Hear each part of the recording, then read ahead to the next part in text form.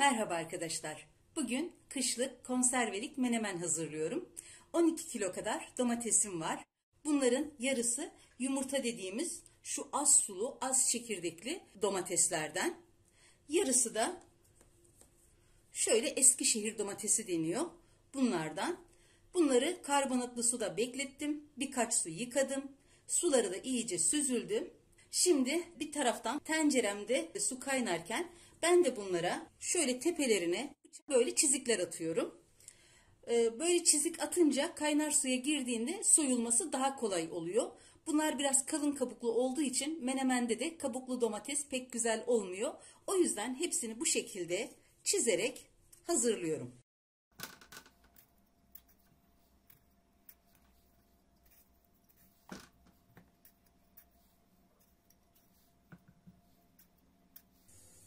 Kaynayan suyun içine bu şekilde domatesleri bırakıyorum.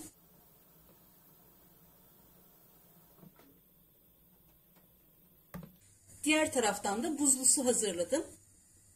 Domatesler kaynar suyun içinde şöyle 30-40 saniye durduktan sonra hemen alıp soğuk suyun içine atıyorum.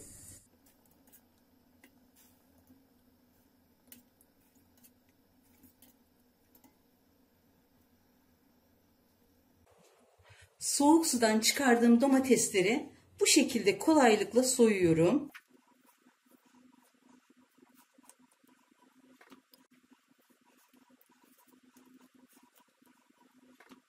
Hepsini bu şekilde soyuyorum. Domateslerin hepsini soydum. Domatesin şöyle şu ortadaki sert kısmını alıyorum ve küp küp doğruyorum.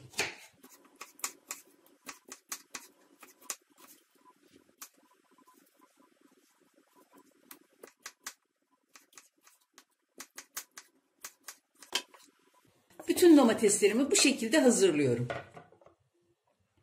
2 kilogram sivri biberim vardı. Onları karbonatlı suyla iyice yıkadım. Birkaç su duruladım.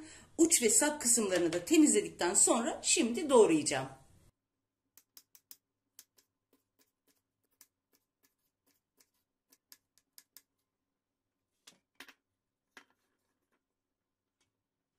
Hepsini bu şekilde hazırlıyorum. Bütün malzemelerimi hazırladım. Artık ocağımın başına geçiyorum. Ocağımı yaktım. Tencereme şöyle 1 çay bardağı dolu dolu zeytinyağı alıyorum. Burada doğradığım 2 kilogram biber vardı. Bunun yarısını tencereye koyuyorum.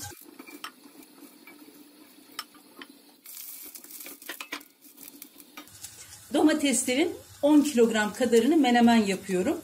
10 kilogram domates için 1 kilogram doğranmış biber yeterlidir. Daha fazla seviyorsanız daha fazla da ekleyebilirsiniz. Biberli seviyorsanız miktarı arttırabilirsiniz. Biberlerin şöyle kokusu çıkana kadar kızarmış biber kokusu oluşuncaya kadar yağda bu şekilde çeviriyorum.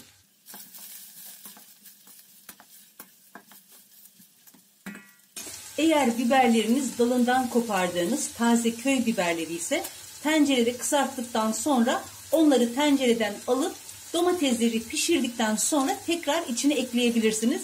Çünkü taze köy biberleri böyle domatesin içinde pişince eriyip gidiyor. Ben biberlerimi pazardan aldım. Biraz sert dokuluydu. O yüzden ben içinden çıkarmıyorum. Bayağı kızardı artık. Şimdi içine kabuklarını soyduğum, doğradığım domatesleri ekliyorum.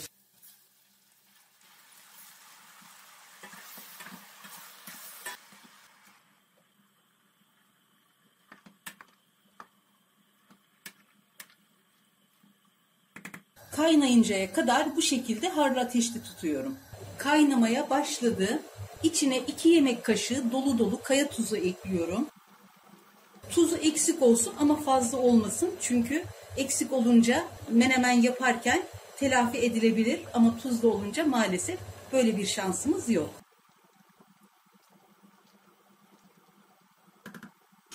Tenceremi ocağın orta gözüne aldım. Yaklaşık 50 dakikadır ocağın orta gözünde, orta kısıkta kaynıyor. Şimdi kavanozlara dolduracağım. Kıvamı da böyle. Tencerenin altını hiç kapatmadan böyle en kısıkta bu şekilde kaynar kaynar kavanozlara dolduruyorum.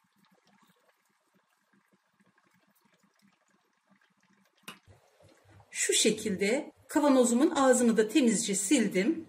Şöyle 3 geri, 1, 2, 3 ve 1 ileri yaparak kavanozun ağzını sıkıca kapatıyorum.